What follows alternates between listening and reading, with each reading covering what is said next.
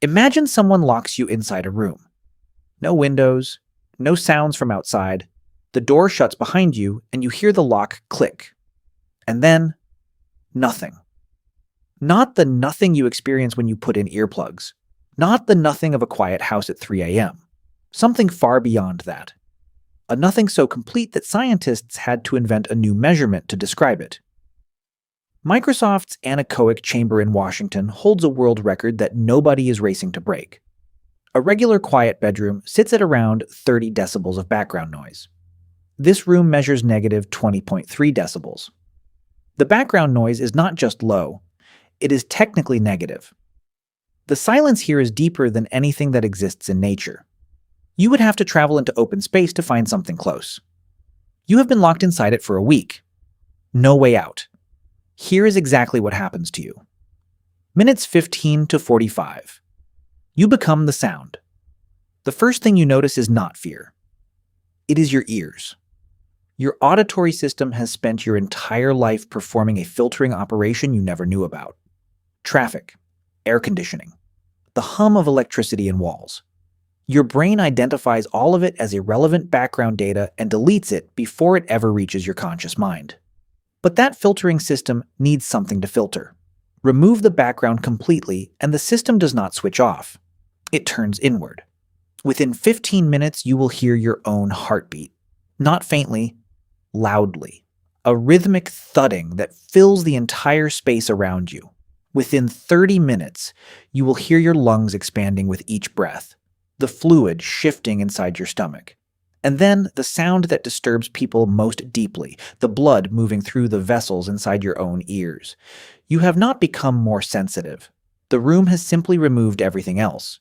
You are now the loudest thing in your environment, and there is absolutely nothing you can do to turn yourself off. Hours 2 to 5. The physical collapse. By the second hour, something more serious begins. And it has nothing to do with your mind.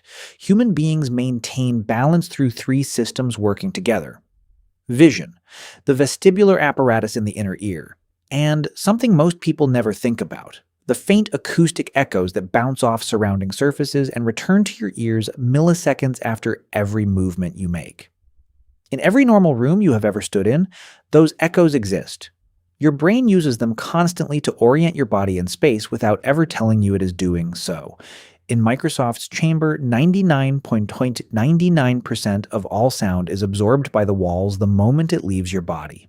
Nothing comes back. Within hours, your inner ear begins receiving information that contradicts everything your eyes are telling it. Your brain cannot reconcile the 2 signals. The result is severe vertigo. The room is completely still. You are completely still. But your nervous system insists something is catastrophically wrong. You will stop being able to stand, you will sit on the floor, then lie down. The room has not touched you. It has simply removed something your body never knew it was depending on. Day 1 to day 3. The brain glitches. This is where it gets genuinely dark. Your auditory cortex has received a constant stream of incoming sound data every single moment of your life. It is not designed to go silent. When the input stops completely, the brain does not accept the absence. It starts making things up. Stephen Orfield of Orfield Laboratories documented in 2012 that extended stays in extreme silence reliably produce auditory hallucinations. Your brain, completely starved of real acoustic input, begins manufacturing signals of its own. Researchers call this auditory confabulation.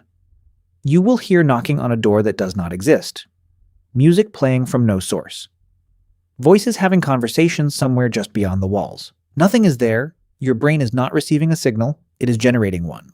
Because the alternative, truly accepting that there is nothing to hear, is something the human nervous system is apparently not built to tolerate. Your brain would rather lie to you than face silence. Day 4 to day 7. Sensory deprivation. Psychosis, day 4. The hallucinations are no longer occasional. They are constant. Your brain has been running in emergency mode for 96 hours.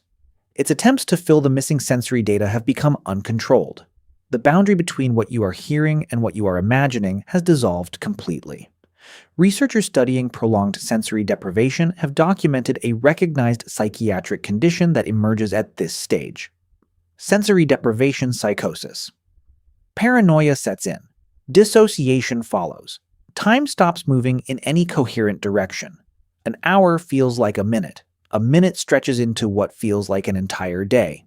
By day 7, your brain has lost the architecture it uses to separate the real from the imagined. The present from the past. Yourself from the silence surrounding you. The room never ran out of air.